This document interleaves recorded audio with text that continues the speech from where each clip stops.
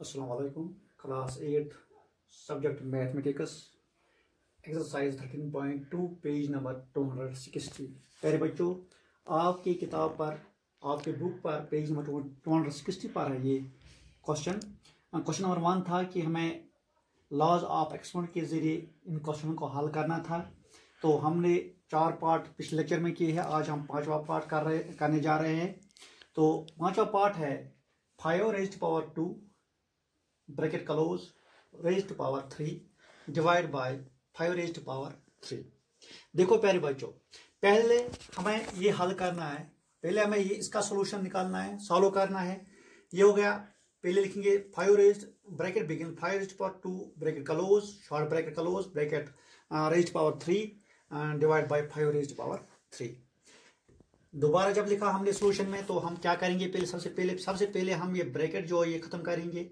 जब कभी भी आपको एक्सपोनेंट ऐसे होंगे, ब्रैकेट के एक अंदर होगा एक बाहर होगा, तो इसको क्या होता है, इसका फार्मूला है कि a raised to power m raised to power n। तो इसका मतलब क्या है, m और n को हम मल्टीप्लाई करते हैं और बेस जो है, बेस वही आते हैं, सिर्फ ब्रैकेट खत्म करने के लिए जो एक्सपोनेंट्स है, जैसे ये और ये है, इनको हम m इंटू n यानी a raised to power m n इसका फार्मूला है। तो इसका मतलब हो गया है कि हम इनको मल्टीप्लाई करते हैं। तो जब हमने हल ये किया, सॉल्व ये किया, तो हमें निकला 5 raised to power 2 इंटू 3 यानी एक्सपोनेंट को हमने मल्टीप्लाई किया, divide by 5 raised to power 3। तो हमने क्या किया, 2 3s are 6, एक्सपोनेंट को मल्टीप्लाई किया, 5 raised to power 6 divide by 5 raised to power 3। तो पिछले हमने पार्ट नंबर 2 में हमने किया था कि जब डिवाइड होगा बीच में बेस सेम हो गई, तो एक्सपोनेंट को क्या हो जाता है, वो सब्ट्रैक्ट यानी डिवाइड हम करते हैं, ये क्या कहते हैं, हम जो बेस जो सेम होते हैं, तो हम एक्सपोनेंट को क्या करते हैं, हम करते हैं इसको सब्ट्रैक्ट करते हैं। जैसे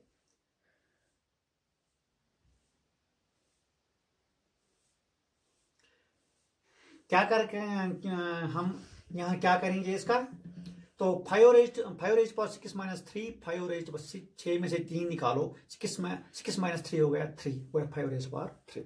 यहाँ हमने 2 लॉ देखे हैं एक्सपोनेंट के। एक है जब ब्रैकेट होगा तो एक्सपोनेंट होगा, तो बाहर ब्रैकेट के ऊपर भी एक्सपोनेंट होगा, पावर होगा, तो हम क्या करते हैं, इनको मल्टीप्लाई करते हैं। जब डिवाइड होगा तो बेस सेम होगी, तो जो पावर्स होते हैं उनको माइनस किया जाता है, तफरी किया जाता है, यहाँ सब्ट्रैक्ट किया जाता है।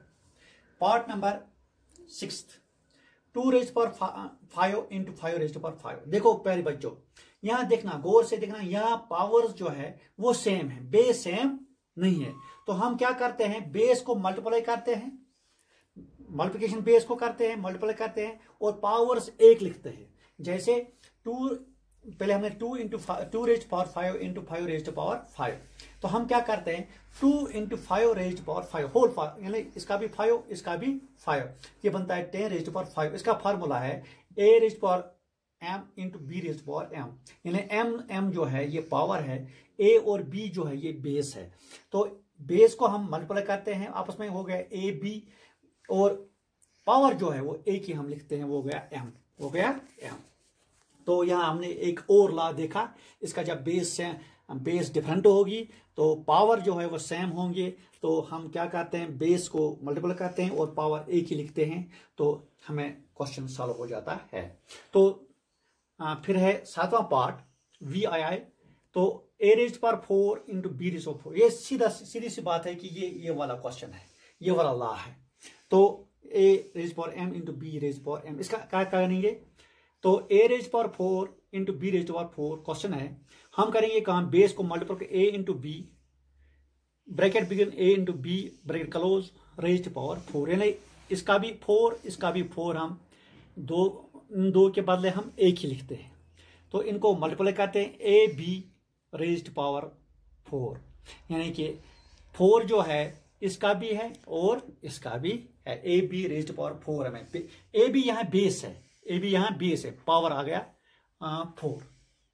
तो सेम जो है ये इसका जो फार्मूला है, लॉ है, एक्सपोनेंट ये वाला है।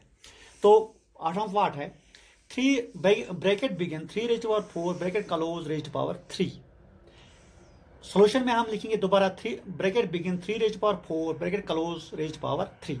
तो पहले बच्चों आपको मैंने पहले बताया था पार्ट नंबर 5 में मैंने आपको बताया था ये फॉर्मूला क्या है कि जब बेस होगी तो ब्रैकेट के ऊपर और एक पावर होगा, तो हम बेस लिखते हैं और जो पावर्स होते हैं उनको हम मल्टीप्लाई करते हैं। इसी तरह हम यहाँ करेंगे। बेस जो है वो 3 है, पावर एक 4 है एक 3 है, हम इनको मल्टीप्लाई करेंगे 4 इंटू 3।